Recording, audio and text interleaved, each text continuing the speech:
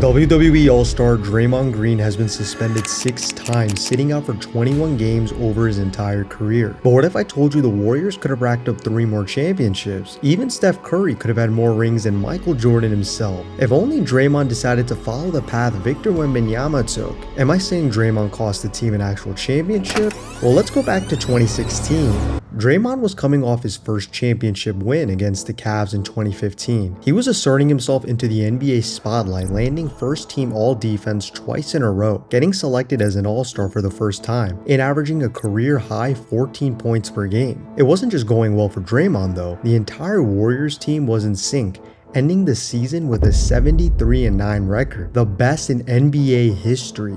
Draymond got a lot of credit for being the glue that keeps the team together, but as you see, he's often the one responsible for when it melts down. The Warriors not only made the NBA Finals again, but were up 3-1 on the Cavs with the chance to cement themselves as the best team in NBA history. But the momentum of the series shifted in this very moment. Green and James jawing at each other while play continues. Iguodala the pull-up, that won't go.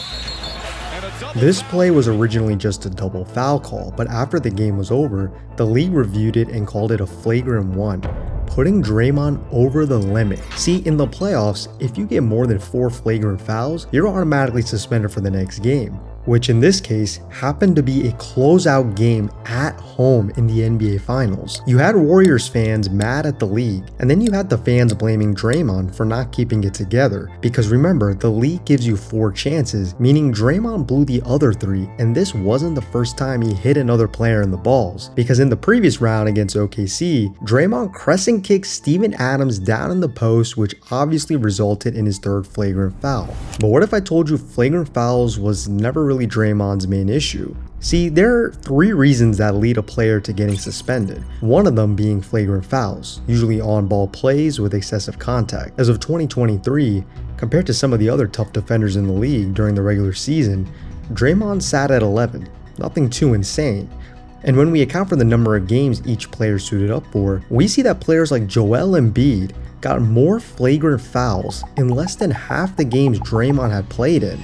That is, until Judgment Day happened. To defend Clay, this got out of hand. But more on that later. So far, that's 1 championship the Warriors could have locked in if Draymond didn't crash out. But what if I told you that didn't even matter, and that Draymond would have found another way to lock in another 1 or 2 more rings? See, losing the 2016 NBA Finals was a blessing in disguise, because Draymond might have never pursued KD if they had won, the very player that he drove away from Golden State. Right after the Warriors lost to LeBron, Draymond led the recruit to get KD. Once a top 3 player in the league joined the 73-9 team, who had just lost in a finals game 7 by 4 points, it was effectively over for the rest of the league. But imagine you as that top 3 player in the league, helping the team you joined win 2 straight championships, while winning finals MVP, only for the same player who recruited you to tell you that we won before you and we don't need you. And if Boogie Cousins has to hold you back, you've lost all reasoning. KD would be a free agent that year in 2019, and a lot had just turned upside down in the last seconds of a Clipper game where Draymond refused to hand the ball to KD, ultimately leading to a team altercation. The second reason into what would get Draymond suspended, which in this case happened to be a 1-game suspension handed out by the Warriors. But the Warriors tried to do damage control, saying this really wasn't a big deal, along with Coach Steve Kerr having the audacity to say, "I think we'll be fine." But once the words were said, the ties were severed. That bridge just got burned, and Kevin Durant is built much differently than LeBron James. He's not going to get over this. And there's no more proof you need than KD leaving the Warriors to go to the Brooklyn Nets that very next year. Did that play a role in you leaving Golden State? A little bit, yeah, for sure. Yeah, I mean, your teammate talked to you that way, you think about it a bit. We talked about it, but definitely, for sure, I'm not gonna lie about it. Unfortunately, this wouldn't be the only time in which Draymond's actions fractured the team. Instead of words being said, it would get a lot more physical. But more on that later. If this incident never happened, KD might have still been on the Warriors, giving the Dubs a much better chance to win during the 2023 or 2025 season. Now, I'm not saying another crash out wouldn't have happened. All I'm saying is Draymond needed to go in the same retreat Wemby did, except a lot earlier, because clearly he's not fully locked in, just like you guys who aren't subscribed. So make sure you subscribe, or else Draymond might go rogue, and if that's the case, the rest will start handing out technical fouls, which is the third reason and by far the most detrimental to getting Draymond Green suspended. Because yes, there's a limit on how many technical fouls you can get in a season. Once a player hits 16 technical fouls, that results in an automatic 1-game suspension and a $5,000 fine. The league installed this rule in 2006, largely influenced by players like Rasheed Wallace, who got 41 techs in one season alone. Although none have come close to Rasheed's season high, Draymond has been the only player in the league to get 20 technical fouls in an entire season. 4 to be exact. And the 2022-23 season was just one of those seasons. If the Clippers weren't a bad luck charm already, Draymond picked up his 16th technical foul after throwing the ball at Westbrook's head, resulting in a 1-game suspension and his 3rd career suspension so far. Looking back, Draymond has been a very consistent player at getting technical fouls. He's ranked top 5 in most technical fouls in the league 9 times in his 14-year playing career, but it's really more like 9 out of 12 because he never got much playing time his first 2 years in the league. And what's even worse is, no other current player comes close to Draymond's total technical foul count. See, during the last 12 years, Draymond has committed 208 technical fouls.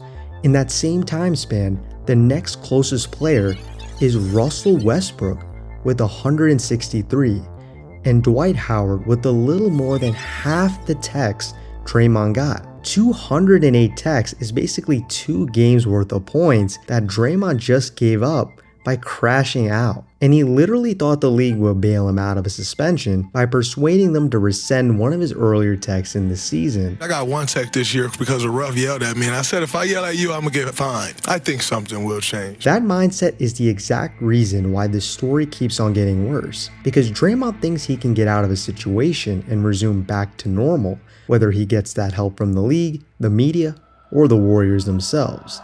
But more on that later. Now you might be saying, it's just a 1-game suspension during the regular season. What's the big deal? The Warriors would lock in come playoff time like they always do, right? Wrong, because this game was the trigger for a playoff run that was destined to fail. Fast forward to the first round of the playoffs where the Warriors as a 6th seed matched up against the 3rd seeded Kings. Not only was Draymond on the hot seat, but the Warriors were facing a 0-2 series deficit as the Kings were up 4 in Game 2 with only 7 minutes to go. But when the Dubs needed a run, who better than Draymond to reverse course? And Curry's got the board. Green gets tied up. And a technical has been assessed. Using Sabonis as a springboard landed Draymond a flagrant 2 in his 4th suspension in a critical Game 3. A must-win as no team comes back down 0-3. Now, this suspension was met with much criticism, as it seemed like the league was poking its head, especially during the playoffs. I'm disgusted with the NBA this morning. I'm sick and tired of everybody acting like this is just another game. It's not just another game, it's a playoff game. You got to do something far more flagrant than this to be suspended. But if there's only 2 things we can be certain on, it's death and Draymond Green getting a tech, which you can literally bet and make some bread off of on Polymarket. Although the league stopped letting Draymond off the hook, the media continued to give Draymond the benefit of the doubt. But all this does is let him get away with minimal to no consequences. I'd argue even Warriors fans would agree if Draymond had a steeper punishment early on in his career, say a 2 to 3 game suspension, it might have derailed future seasons getting sabotaged, which ultimately would have been to the Warriors' liking. Somebody might be looking at Draymond Green again and saying, you didn't know better? It's the 2nd time you cost the Golden State Warriors a championship in some people's eyes. And he's going to have to live with that. In spite of Draymond, the Warriors pulled out the victory in 7 games and would match up against the lower 7th seeded Lakers in the 2nd round. Although the Dubs had home court, the Lakers were favored to win the series, and sure enough, the Lakers beat the Warriors in 6 games, putting an end to their season. A disappointing one at that, as this season would be known more for what happened off the ball. Or should I say, before the season even started. Once again, the Warriors would have to do damage control for a situation that was caused entirely by Draymond. 2023 would be the year for the Warriors to repeat as champs, as there was no guarantee the team would stick together with contracts coming up for Jordan Poole, Andrew Wiggins, and of course none other than Draymond. But imagine getting sucker punched by your teammate and expecting things to be completely normal for an entire season, especially going into the playoffs. Well, again, that's what they wanted you to believe. I could care less. It's teammates. This stuff happens. You get in each other's face. You talking trash. It is much ado about nothing. I could care less. See, instead of addressing the root cause of repeated behavior like this, they choose to brush it off as if it's nothing, which is exactly why it would only get worse from here on out. In fact, the Warriors didn't even suspend Draymond Green. Instead, he just took a leave of absence from the team, eventually coming back for the last preseason game, and even suiting up for the first game of the season. Not saying Draymond wasn't apologetic, and sure, would a suspension for the first game of the season be harsh given it was their ring ceremony? Yes, but if the Warriors wanted to send a message, that was their best chance. If this had happened during the regular season and the ring ceremony had gone, he would have been suspended. They can't have him miss that. But hold on now. What is more serious? That would show you more teeth. No, He hit Dennis ring another night. To miss the ring ceremony? That was a vicious punch. The moment Draymond threw the punch, the ties were severed. And again, that turned out to be nothing but the truth, as Poole was later traded to the Wizards after the 2023 season. If Draymond hadn't messed up the first time, there's a chance the Dubs have KD. And if he didn't mess up a second time, the Dubs would have a stronger team chemistry with Jordan Poole. I'd take those odds to repeat and win the 2023 championship, and maybe even 2025. And yes, I said 2025 because the Warriors could have used another shooter on the floor when Steph was out against the Timberwolves, but more on that later. It's clear 2023 never started the right way. But what if I told you the 2024 season would start off even worse? With no more Jordan Poole and getting off to a sluggish start, the Warriors had no idea what was about to hit them. Or should I say, choke them. Look at Klay Thompson and McDaniels. What is going on with that? Wow. You've got a full-on fracas going on. Before either team even scored a point, Draymond Green had a clean stat line of 0 points, 1 ejection. In spite of knowing there would be no Curry due to injury and that Klay might be sidelined from the brawl, Draymond risked his team's chance of success that night. The media that once coddled Draymond was starting to wake up. The league has had enough. The referees have had enough. The league office has had enough. And they are now going to adjudicate him differently. Stephen A., this is the heaviest suspension for an in-game act in more than a decade. Warriors ended up losing to Minnesota, and Draymond would get his 5th suspension, except this time it would be for the next 5 games. Each of Draymond's suspensions all boils down to 2 reasons: excessive contact and reputation. As if having a reputation that you can't defend was bad enough, Draymond again made the headlines for all the wrong reasons. I don't live my life with regrets. Like I said before, I'll come to a teammate's defense anytime that I'm in a position to come to a teammate's defense. That's what a team is. You stick together through the good and the bad. Oh, but things got a lot worse than they seemed on Judgment Day. Fields just picked up his 3rd foul. And now Green runs over Nurkic, and he'll be called for the foul, and they're going to take a look at this. The league, the media, the Warriors have regretted seeing the very player they kept coddling, spiraling into something that finally was out of their control. Not even a full month after the Rudy Gobert chokehold, we got to see MMA punches land on Jusuf Nurkic during the Warriors-Suns game. And to make it even worse, Draymond admitted this style of play is how he tries to get calls, once again trying to get a bailout from the league. I do apologize to Jusuf because I didn't intend to hit him. I sell calls with my arms. I don't fall or to sell a call. I'm not a flopper.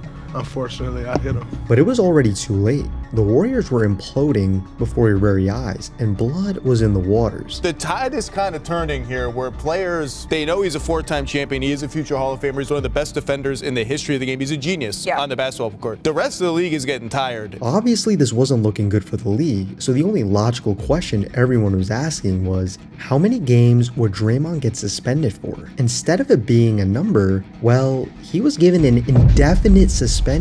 But why? So this is a process that we haven't seen the NBA go down before. It's a process that's essentially tailored to this situation, which is a player who keeps getting suspended and doesn't seem to be slowing down or correcting his behavior. The Warriors didn't even get into the playoffs that year, as Draymond was suspended for the 6th time in his career, effectively plummeting the Warriors' season, as they would be without their third option on the team for 12 games, which is how long it took Draymond to get back on the court, which in total costed him $1.8 million in salary, which doesn't even compare to the hit he's taken over his 14-year career so far. See, there's a lot of rules that go into how much a player is fined. A flagrant 2 ends up as a $2,000 fine, a 1-game suspension as a $5,000 fine, a $2,000 fine for your first 5 technicals, and on it goes. Anyways, we did the math for you guys, and over the course of his career, Draymond has been fined a total of $938,000 and has lost $3.2 million